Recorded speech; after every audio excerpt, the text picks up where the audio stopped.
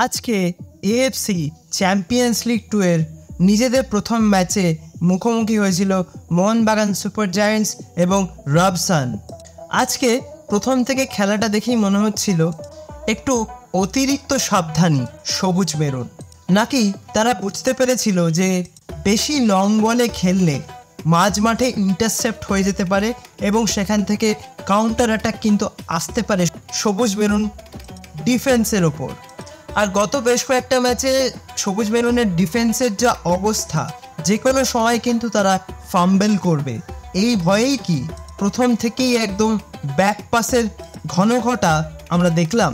তবে লাস্ট কয়েকটা ম্যাচে যে প্রবলেমটা সবচেয়ে বেশি দেখা গেছিলো, যে ডিফেন্সের সমস্যা, সেটা কিন্তু আজকে খানিকটা হলেও সলভ হতে দেখা গেছে এবং ডিফেন্স কিন্তু আজকে যথেষ্ট ভালো ফুটবল খেলেছে।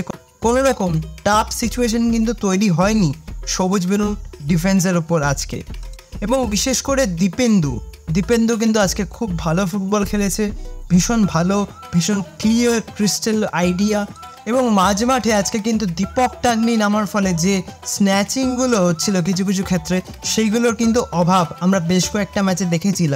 লাস্ট কয়েকটা ম্যাচে মাঝ মাঠটায় কিন্তু সেরকমভাবে জমাট বাজছিল না খেলাটা। আজ কিন্তু দীপক টাংরির কারণে বেশ কয়েকটা ভালো স্ন্যাচিংও হয়েছে। তবে আমার যেটা মনে হয়, আজকের ম্যাচে কিন্তু প্রথম থেকে গ্রেগ স্টুয়ার্টকে নামানো উচিত ছিল, তাহলে মিডফিল্ডে কিন্তু আরও বেশি ক্রিয়েটিভিটি বাড়তো এবং আরও বেশি গোলের চান্স কিন্তু তৈরি করতে পারতেন। কারণ আমরা দেখলাম তিনি যখন মাঠে নামলেন তারপর থেকেই কিন্তু যত আক্রমণ গড়ে উঠলো এবং বেশ কয়েকটা ভালো চান্সেস কিন্তু তৈরি হয়েছে। কিন্তু দিমিত্রিয়স পেত্রাতস এবং জেসন কামিংসের কাছ থেকে সত্যি এই ধরনের মিস্টেক কিন্তু আশা করা যায় না। একটা শিওর গোল সেটা অফসাইড হয়, আরও বেশ কয়েকটা চান্স ছিল 1:1, সেগুলো মিস করেন তারা। আমার আরেকটা জিনিস যেটা মনে হয়, যে জেসন কামিংসের পরিবর্তে আজকে অন্তত 60 মিনিটের পর থেকে বা 70 মিনিটের পর থেকে যদি জেমি ম্যাকলারেনকে নামানো যেত, তাহলে কিন্তু আক্রমণের ধারটা আরও বেশি হতো। সাহাল আব্দুল সামাদকে যদি আরেকটু central of the park use করা যেত এবং অনিরুদ্ধ থাপার পরিবর্তে যদি গ্রেগ স্টুয়ার্ট আজকে প্রথম থেকে শুরু করতেন, তাহলে আমার মনে হয় আরও বেশি ভালো লাগতো খেলাটা দেখতে। বড্ড বেশি ব্যাক পাস ডিফেন্সিভ মাইন্ডসেট নিয়ে খেলা হয়েছে আজকে। আমি বুঝতে পারছি না জেসন কামিংসের এফর্ট এত কম কেন।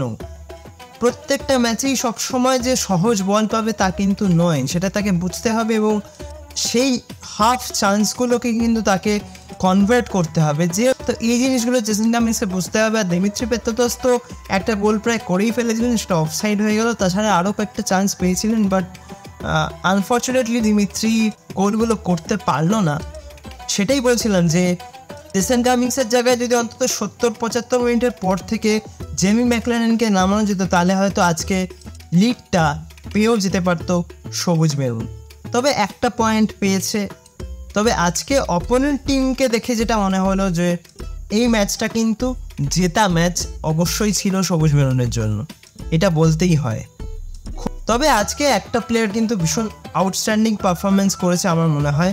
আমার তো ভীষণ ভালো লেগেছে দীপেন্দু। আগেও বললাম দীপেন্দুর খেলা কিন্তু আজকে ভীষণ ভালো লেগেছে। তো এই ছেলেটার উপর কিন্তু নজর থাকবে। বাদ বাকি আজকের ম্যাচ নিয়ে তোমরা কি ভাবছো, তোমাদের কি মতামত, পুরোটাই আমাকে কমেন্ট করে জানাতে পারো। প্লিজ একটু কমেন্ট করো। ভিডিওটা ভালো লাগলে লাইক, কমেন্ট, শেয়ার এবং সাবস্ক্রাইবটাও করে দিও।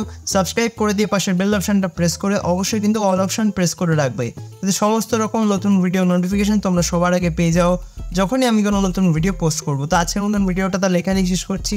দেখা হবে আবারও পরবর্তী ভিডিওতে, নতুন কোনো দিন, নতুন কোনো সময়। তোমরা ভালো থেকো।